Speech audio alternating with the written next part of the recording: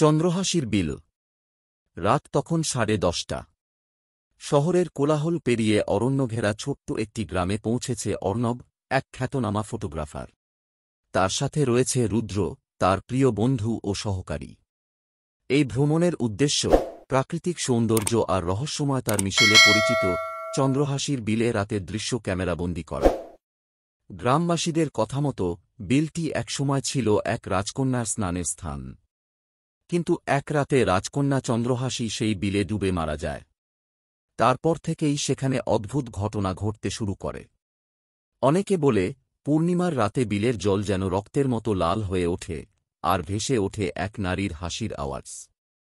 রুদ্র একটু ভয় পাচ্ছিল। সে বলল, দেখ অর্ণব, আমি বলছি এখানে রাতে যাওয়া ঠিক হবে না। ওরা সবাই বলেছে, কেউ ফিরেও আসেনি। অর্ণব হেসে উত্তর দিল, ভয় পাস না রে, ভূতটু তো কিছু নেই, এইসব তো গল্প।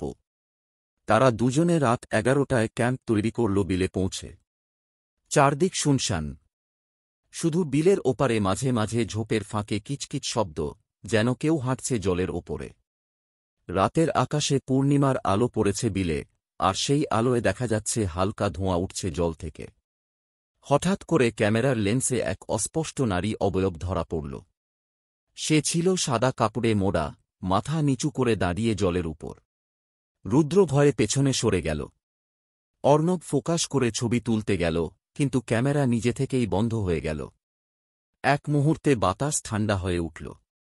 বিল থেকে যেন কারো কান্নার আওয়াজ ভেসে এলো, তীব্র, হাহাকারময়। এরপর এক মুহূর্তে সেই নারী অবয়বটি জলের উপর থেকে ভেসে উঠে দুজনের সামনেই হাজির হয়ে গেল। তার চোখে ছিল শুধু অন্ধকার, মুখে ছিল বিকৃত এক হাসি। অর্ণবের ঠোঁট কাঁপতে লাগল। চন্দ্রহাসি, সে বলল। নারীটি ফিস করে বলল, আমার ছবি তুললি, তবে তোর জীবনটা আমায় দিয়ে দে। পরদিন সকালে স্থানীয় লোকেরা দেখতে পেল বিলে দুটি মৃতদেহ ভাসছে। অর্ণবের চোখ খোলা, ক্যামেরা হাতে ধরা, আর রুদ্রের মুখে থমকে থাকা এক চিরন্তন আতঙ্ক। কিন্তু সবচেয়ে আশ্চর্যের ব্যাপার ছিল ক্যামেরার মেমোরি কার্ডে শুধু একটি ছবি। সেখানে দেখা যাচ্ছে এক রক্তাক্ত নারী, চন্দ্রহাসি, যার চোখ দুটি লাল জ্বলছে আর ঠোঁটে বিকৃত হাসি। গল্পটা এখানেই শেষ নয়। যেই সাংবাদিক সেই ছবি প্রকাশ করে, তারও নাকি রাতে ঘরে অদ্ভুত হাসির আওয়াজ শোনা যায়। কেউ কেউ বলে, সে এখনো ঘুমের মধ্যে কেঁদে ওঠে, তোমার ছবি তুলিনি, আমি ছবি তুলিনি। চন্দ্রহাসির বিলে এখন আর কেউ যায় না। সরকার জায়গাটিকে রেস্ট্রিক্টেড জোন ঘোষণা করেছে। কিন্তু মাঝে মাঝে কিছু দুঃসাহসী রাতের আঁধারে ক্যামেরা হাতে চলে যায়, আর তাদের মধ্যে কেউ কেউ আর ফেরে না।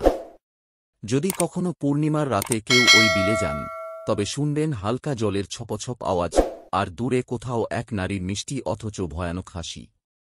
চন্দ্রহাসি অপেক্ষা করে।